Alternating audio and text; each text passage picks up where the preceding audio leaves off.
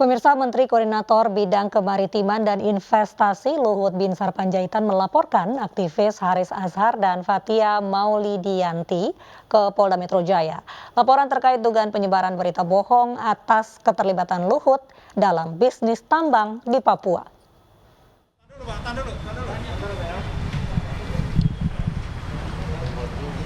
Menko Marves Luhut Binsar Panjaitan resmi melaporkan aktivis Haris Azhar dan koordinator Kontras Fathia Maulidiyanti terkait dengan dugaan penyebaran berita bohong ke Polda Metro Jaya siang tadi.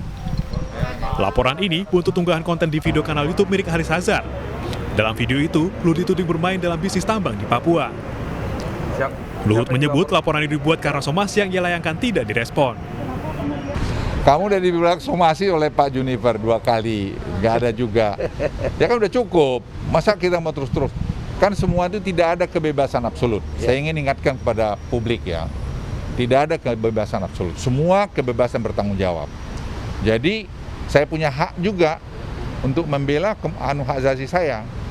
Ya, jadi karena saya tidak melakukan itu, tidak ada. Dan saya sudah minta bukti-bukti, tidak ada.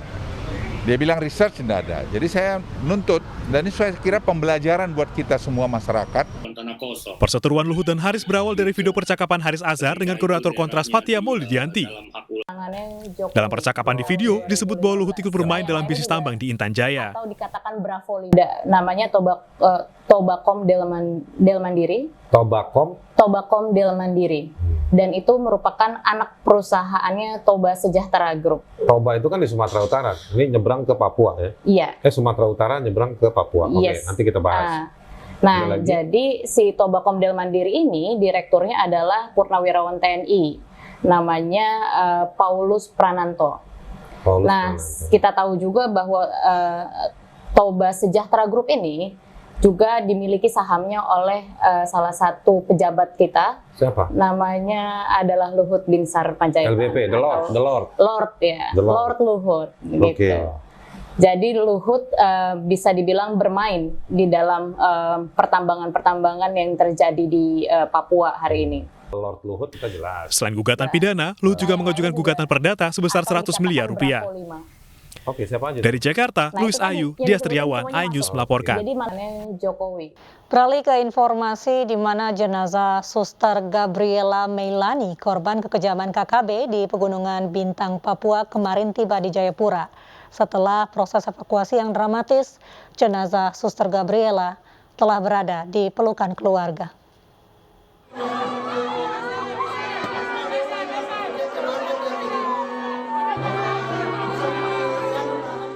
Jenazah Suster Gabriela Meilani, korban kekejaman kelompok kriminal bersenjata pimpinan Lame Taplo di distrik Iwiro, Kabupaten Pegunungan Bintang, kemarin tiba di rumah duka di Jayapura, Papua.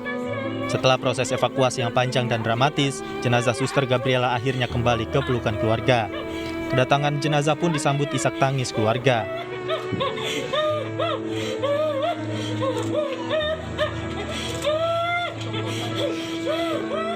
Ibunda Suster Gabriela tak kuasa menahan tangis.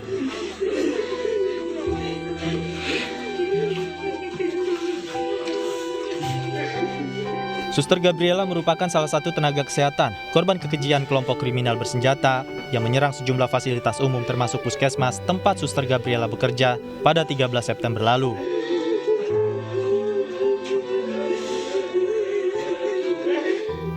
Evakuasi jenazah Suster Gabriela di jurang yang terjal juga berlangsung dramatis.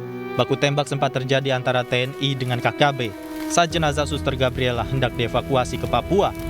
Satu orang anggota TNI gugur dalam kontak tembak tersebut. Jenazah Suster Gabriela telah dikebumikan di pemakaman umum AB Pura pada siang tadi. Dari Jayapura, Papua, Edi Siswanto, iNews melaporkan.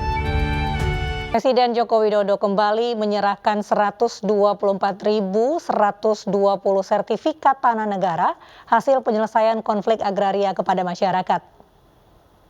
Indonesia dilanjutkan dengan penyerahan sertifikat. Bertepatan dengan Hari Agraria dan Tata Ruang tahun 2021, Presiden Jokowi menyerahkan 124.120 sertifikat tanah hasil redistribusi tanah objek reforma agraria di 26 provinsi dan 127 kabupaten kota. Indonesia dilanjutkan dengan penyerahan sertifikat. Dalam kesempatan ini, Presiden memerintahkan aparat hukum untuk membasmi mafia tanah, bukan malah melindunginya. Para pengusaha tidak mempunyai artinya. Kembali mengingatkan bahwa pemerintah berkomitmen penuh dalam memberantas mafia tanah.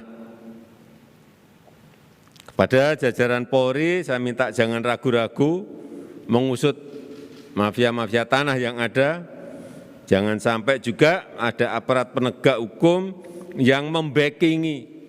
Pemirsa, bicara soal konflik agraria atau sengketa lahan tak bisa lepas dari yang tengah hangat saat ini, yaitu konflik antara aktivis Rocky Gerung bersama puluhan warga Babakan Madang dengan PT Bukit Sentul Tbk. Pengamat pertanahan Udin Narsudin mengatakan pemerintah harus dapat menjelaskan penerbitan surat hak guna bangunan yang dimiliki Bukit Sentul secara gamblang. Pengamat pertanahan Udin Narsudin maksud kami mengatakan jika surat HGB yang dimiliki PT Bukit Sentul sudah memenuhi kualifikasi, harusnya sudah tidak ada lagi tanah garapan di dalamnya. Proses pembelian HGB dari awalnya tanah girik atau tanah garapan bisa dilepaskan ke calon penerima HGB dan dimohonkan ke kantor pertanahan sesuai peruntukannya. BPN nanti akan mengeluarkan surat keputusan pemberian hak atau SKPH dan ditindaklanjuti untuk penerbitan sertifikat. Perolehan hak atas tanah yang dilakukan oleh Bukit Sentul sudah memenuhi kualifikasi yang ditentukan, menurut saya tidak ada persoalan gitu ya. Memang yang saya agak heran itu kenapa kemudian ada yang disebut sebagai tanah garapan gitu ya. Rasanya sih yang tadi saya bilang, di atas tanah yang sudah mempunyai hak atas tanah oleh badan hukum atau perorangan tidak mungkin. KPK menetapkan Bupati Kolaka Timur, Sulawesi Tenggara Andi Marianur dan Kepala BPBD Kolaka Timur sebagai tersangka atas dugaan kasus korupsi penggunaan dana hibah rehabilitasi dan rekonstruksi BNPB. Mereka akan ditahan selama 20 hari ke depan di rutan KPK.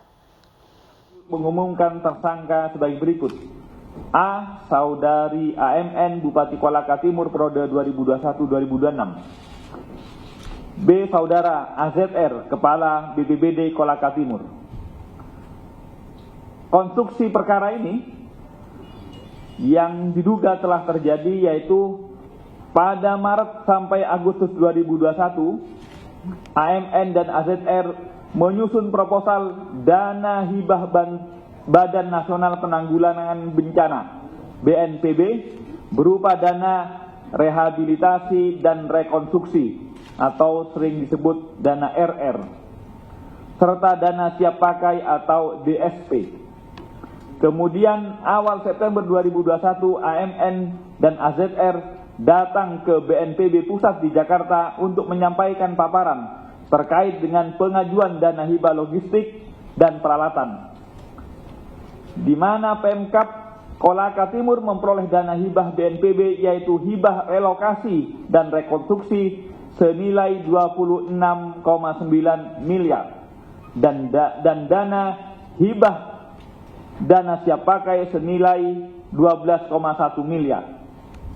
Tindak lanjut atas pemaparan tersebut, AZR kemudian meminta AMN agar beberapa proyek pekerjaan fisik atas sumber dana kedua tersebut yang bersumber dana dari hibah BNPB nantinya dilaksanakan oleh orang-orang kepercayaan AZR dan pihak-pihak lain yang membantu mengurus agar dana hibah tersebut.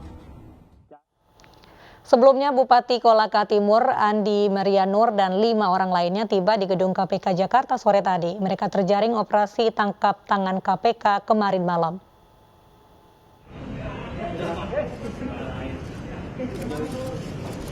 Usai ditangkap petugas KPK, Bupati Kolaka Timur Andi Marianur dan 4 stafnya serta Kepala BPBD Kolaka Timur tiba di Gedung Merah Putih KPK Rabu sore.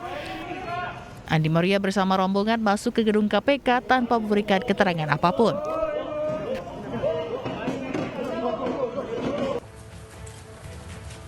Sebelumnya, Bupati dan Kepala BPBD Kolaka Timur diperiksa penyidik KPK di ruangan Direktorat Kriminal Khusus Polda Sulawesi Tenggara selama 12 jam sebelum diberangkatkan ke Jakarta. Dikatakan bahwa benar yang diperiksa adalah Bupati Kolaka Timur beserta 5 orang stafnya.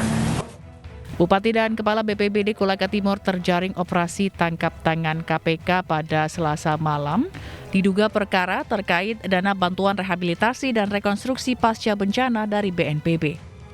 Tim Liputan iNews melaporkan.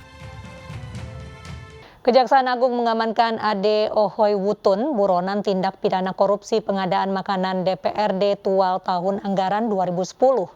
Ade Ohoy Wutun sudah menjadi buronan sejak 2018. Terpidana ditangkap di kawasan Kelurahan Sukamaju, Depok, Jawa Barat tadi sore.